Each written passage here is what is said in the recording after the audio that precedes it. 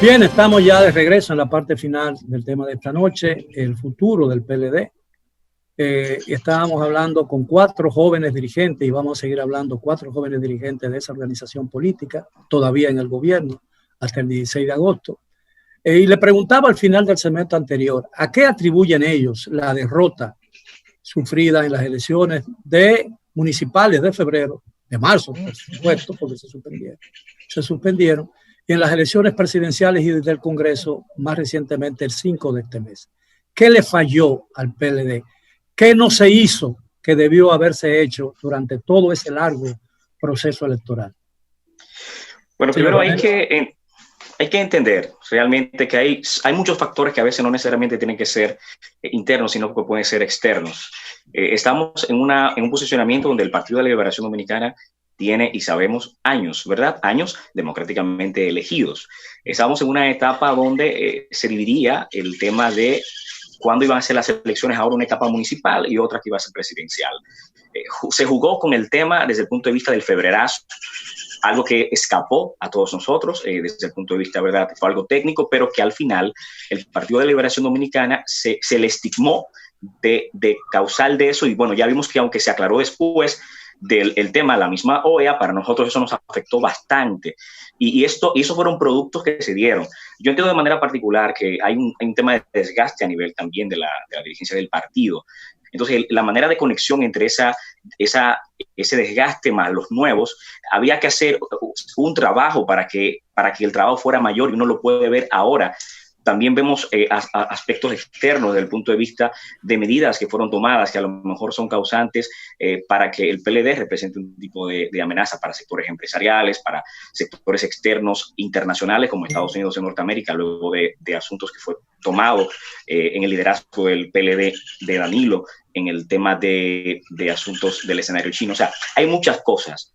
Y el fenómeno también de que aparentemente la covidianidad genera un tema ante la salida, porque nos damos cuenta que hubo una gran abstención de personas y que la masa que fue a votar no fue por lo general esa clase social que ha sido a la que más el PLD se ha dedicado en su gestión, sino esa clase media con un tipo de rebelión de luego del PLD garantizarle mucho tema de estabilidad. Aparentemente en sus últimos momentos vieron que la distribución social o las políticas sociales eran más dadas a un sector, y bueno, entiendo que llegó un momento de una especie, Rosario Espinal le llama la rebelión de la clase media. Entonces todo ese tipo de cosas, si uno lo va atendiendo o concatenando y alineándolo, puede darnos a nosotros un tema de que nos dieron golpes ese tipo de factores. Bien, licenciada. Yo creo que, en primer orden, factores externos. Lo ocurrido en las elecciones de febrero, las elecciones municipales, afectó mucho la imagen del Partido de la Liberación Dominicana, porque gran parte de la ciudadanía, especialmente un sector amplio de la clase media, pretendió atribuir al Partido de la Liberación Dominicana la suspensión de dichos comicios, lo cual transcurrieron más de 2 meses y pico para que se diera a conocer que no había ninguna vinculación con el partido. Sin embargo, entiendo que en su momento nosotros como partido debimos jugar un rol de mayor defensa, pero estábamos concentrados en la parte electoral de llevar a nuestros candidatos municipales y los congresuales y a la presidencia a la victoria. Quizás nos faltó comunicar mejor y hacer una mayor defensa del partido de cara a esta situación. En otro orden, las demandas de la clase media,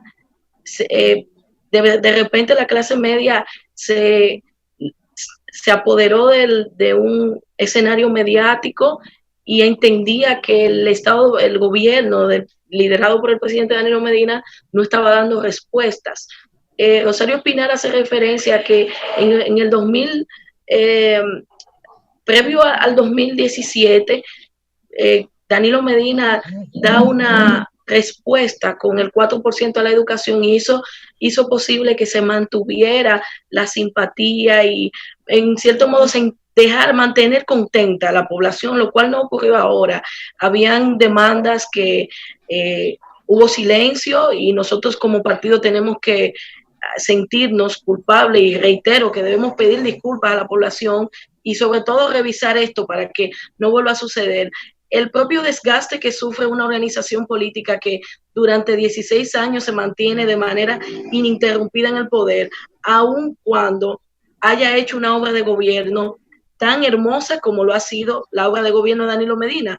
Siempre hay factores que, producto del desgaste, llevan al cansancio a un segmento de la población, y entiendo que lo que ha ocurrido, al margen de que no nos ha permitido lograr la victoria, es un proceso que, si lo analizamos haciendo un estudio comparado de otros países, es un proceso que pudiéramos verlo como natural. Bien, señor Stapleton.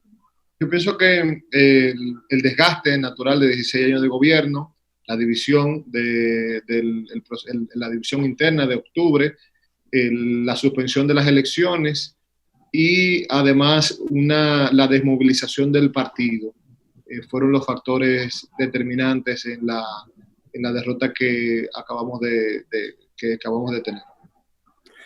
Señor Pujol.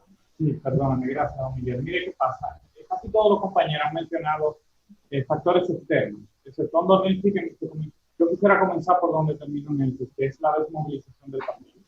Porque eso que comienza por las bases y por la dirección en medio del partido, como una ausencia de renovación, fue lo que hizo que la estructura se congelara. Sí, era gente que no salía ya, que no se movilizaba porque se había acomodado a la posición que tenía en términos partidarios y a veces en términos de función pública. Pero la mayoría en términos partidarios, porque estamos hablando de direcciones medias. En segundo lugar, eso se convertía también en una desconexión casi inmediata entre, que lo hablábamos hace un rato y yo, entre las bases del partido y la dirección del partido, que a veces el mismo gobierno era lo que servía como cadena de transmisión en muchos lugares. Y por último, una ausencia de capacidad estratégica y también de capacidad previsoria, porque la política es también prever. Hace mucho tiempo que comenzamos a ver una transformación de las exigencias de la sociedad, porque nosotros también tenemos las encuestas, veíamos los estudios de opinión, lo que la gente se estaba preocupando, pero seguimos pensando que el único problema al que le iban a poner atención era el problema de la economía. Y entonces no reaccionamos a tiempo. Y luego vinieron todos estos factores externos y no estábamos preparados para enfrentarlos adecuadamente, como explicó Yuri Beris. Pero tenemos que reconocer que había muchas debilidades internas que nos permitieron reaccionar apropiadamente ante esos factores externos adversos. Durante mucho tiempo se decía que uno de los puntos fuertes del PLD y que podría ser uno de los factores fundamentales de su eventual triunfo en las elecciones pasadas tenía que ver con su capacidad de movilizar a su gente para llevarlo a votar, y que la capacidad de recursos financieros agigantaba esa capacidad del Partido de la Liberación Dominicana. Pero hoy tenemos el hecho aparentemente irrefutable de que aparentemente 1.300.000 personas, la mayoría de las cuales aparentemente pertenecían o pertenecen al PLD o simpatizan con el PLD, no pudieron votar. Eso significa que esa gran capacidad de movilizar a su gente para llevarla a votar no se dio o nunca existió. Sí, yo creo que sí existió. Entonces, ¿qué pasó? No, lo que entiendo, como explicó Nancy, es que perdimos la capacidad de movilizarlas. ¿Por qué? Porque los organismos no existían, porque no teníamos un espacio de comunicación con esa dirigencia, porque faltó unidad de criterios, porque no había dónde ponernos de acuerdo. Algo que el PLD cuidó siempre fue la unidad de criterios y los métodos de trabajo. Eso no faltó, eso fue totalmente ausente. Ha sido ausente en épocas recientes, pero claro, eso no se siente cuando el PLD y el candidato tiene un 62% de popularidad, como pasó en el 2016. Pero ya comenzábamos a tener esas debilidades estructurales desde esa época. Lo que pasa es que sobresalen o se acentúan cuando estamos frente a un escenario adverso. Es algo de lo que tendremos que discutir, pero evidentemente hemos perdido parte de esa capacidad movilizadora y tenemos que ser suficientemente humildes para reconocerlo. ¿Y eso puede ser recuperable, esa capacidad? Sí, claro, porque los periodistas no se fueron por otro lugar, lo que hicieron fue no votar. Pero evidentemente de aquí a la celebración del Congreso y de los resultados de ese Congreso, muchas cosas pueden pasar, ¿no? La desilusión puede reinar en muchos niveles del PLD. Eso es cierto, pero la realidad es que mi apuesta es que es un proceso democrático. Hay mucha gente con deseo de reconstruir el PLD. Y esa reconstrucción no parte y debe de partir de un nivel de autoconciencia tanto de la dirección del partido como de la dirigencia media, de cómo inicialmente mandar mensajes a la sociedad con figuras en las posiciones claves que puedan ser canales y puentes para que sectores que durante mucho tiempo acompañaron al PLD y que terminaron distanciándose, vuelvan y se inserten, porque la política es dinámica y muchas personas van a poder valorar en alta dimensión, como lo están haciendo el gobierno electo, que desde que ganó las elecciones tiene que reconocer que todo el sistema de cobertura social que se desarrolló en República Dominicana fue manejado de manera eficiente e impecable y poniendo a la gente como centro, o que el C5I no era un centro para gestión de la pandemia y no como todas las las fábulas que construyeron en la campaña. Ya cuando se gobierna, o que la economía se manejó impecablemente, o que se tiene que mantener las políticas económicas que generan estabilidad económica y que ha llevado a cabo el PLD. O sea, y estamos hablando que no ha pasado un mes. Y esto que son elementos palpables, y que son fundamentales para la reconstrucción de esa historia del PLD. Parte y por eso hablo de introspección, las soluciones a los problemas que hoy tenemos en el PLD se dan mirando hacia adentro, serán un proceso de introspección, porque hay enseñanza del profesor Bosch, hay elementos de la metodología de trabajo que se construyó en el partido que conectado y abrazando la tecnología y sobre todo canalizado a través de causas, porque existen hoy causas por qué luchar y esas causas las tenemos que dirigir nosotros, las tenemos que encabezar nosotros y alzar la voz por los ciudadanos. Cuando ustedes hablan de la necesaria renovación del partido, ¿significan ustedes que serían partidarios de que la cúpula del partido tiene que cambiar? Que tiene que haber una renovación comenzando por allí, porque esa cúpula pudo haberse anquilosado y que esa pudo haber sido una de las causas de lo que ocurrió en este proceso electoral. Perdón, yo quisiera, es muy provocadora lo que usted acaba de decir, tal vez es un punto clave de la discusión que debe tener el partido. No diría que comenzando, sí la renovación evidentemente tiene que llegar a toda la estructura del partido, sí una renovación de verdad, pero tenemos que tener el cuidado y la inteligencia de saber que una parte de la dirección política de nuestro partido tiene todavía muchas cosas que aportar. Y por lo tanto, esto no puede ser una cacería, ni puede ser sacar a todo el mundo, porque hay una parte de esa dirección que es fundamental en la reconstrucción, reorganización y en el futuro de nuestro partido. Claro, tiene que haber renovación en todos los niveles y comenzando por abajo, comenzando por las bases que tienen 18 años, como decían aquí, que no tenemos una reorganización de los comités intermedios. Y claro que eso tiene que afectar todas las estructuras hasta el comité político. Igual entiendo que no puede haber tierra arrasada. Una organización son también sus símbolos. Y el PLD tiene personas que todavía son simbólicas. Lo que tiene que haber es un proceso, porque por ejemplo hay un dato y es que la mayoría de los miembros del comité político sobrepasan los 60 años. O sea, posiblemente una nueva dirección del comité político debe de tener una parte importante de personas que estén entre los 40 años, que tienen muchísimo talento que aportar. Debe de tener una mayor representación femenina en el comité político y en todos los organismos del partido. O sea, esa representatividad es la necesaria y eso se hace dialogando, interactuando y yendo a procesos democráticos donde las personas que salgan sean legitimadas por el liderazgo que sus compañeros le ven a cada uno de ellos.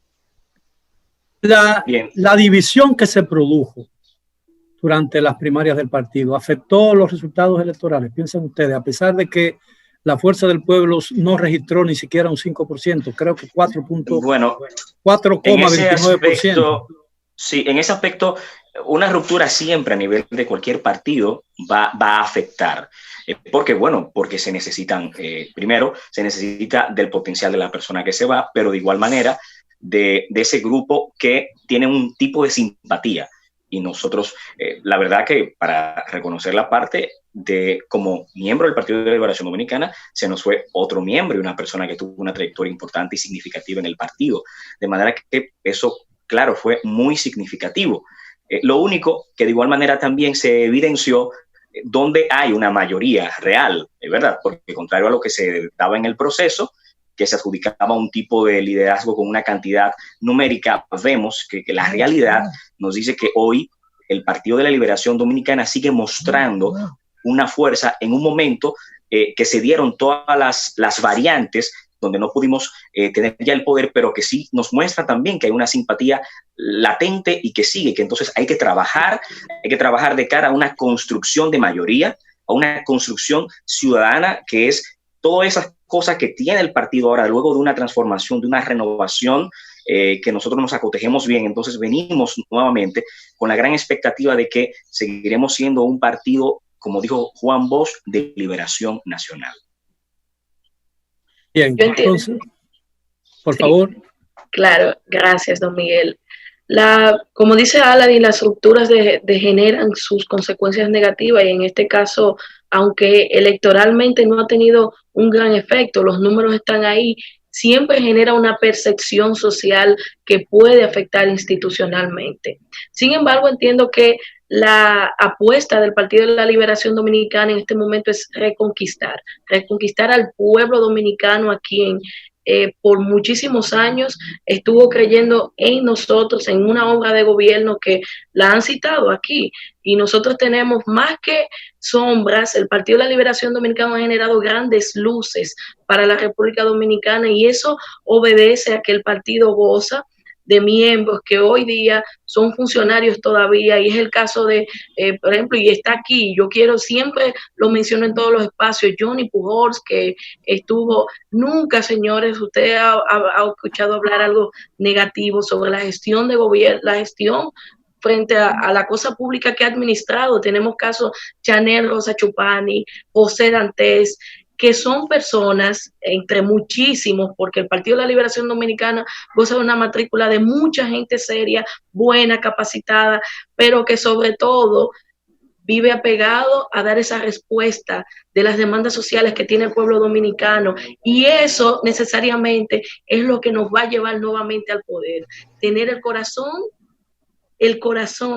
y la fe puesto en las necesidades del pueblo dominicano, y creo que en eso hay mayoría ciudadana, como dice Aladín. Los que estuvieron de espalda a la realidad de algunos son pocos, y con respecto a eso debemos hacer una revisión necesariamente en esta parte. Le estoy sumamente agradecido, el tiempo se nos agotó. Espero que tener la oportunidad de seguir discutiendo todos estos programas. Este es el primero de una serie de programas con relación al futuro de los partidos políticos dominicanos, incluso muchos que pueden haber perdido en estas elecciones su reconocimiento oficial como tal. Así que, licenciados, gracias por aceptar nuestra invitación. Ha sido un placer para nosotros tenerlo aquí en Edición Nocturna, y a los amigos televidentes, gracias de nuevo por acompañarnos en sus hogares. Los esperamos como de costumbre mañana a la hora de siempre. Hasta entonces.